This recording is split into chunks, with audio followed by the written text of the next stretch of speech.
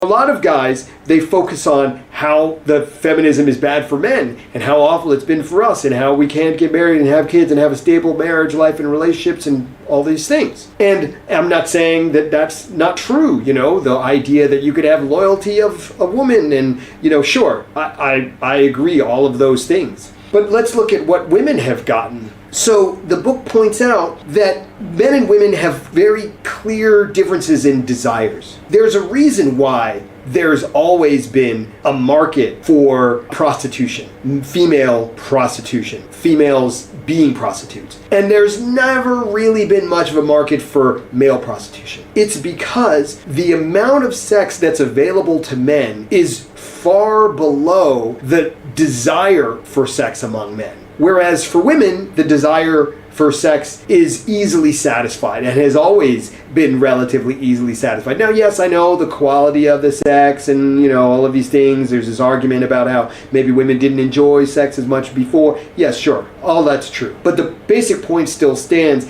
that men in general would choose paid for, often bad sex over no sex much of the time, and women would more likely just choose no sex.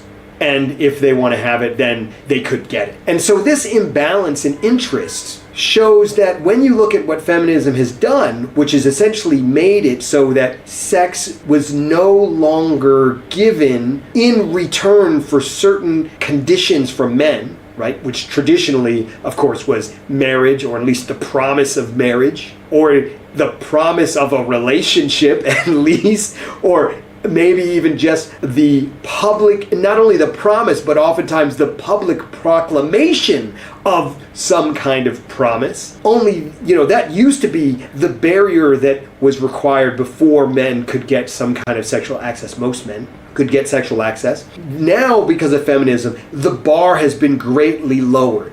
Because, of course, there were women who were unhappy with the small sexual selection and the constraints on their sexual behavior from feminism. And because those women were unhappy with that, once those constraints were released, they were able to go and have the variety of sex that they wanted to and go in search of a fulfilling sexual life.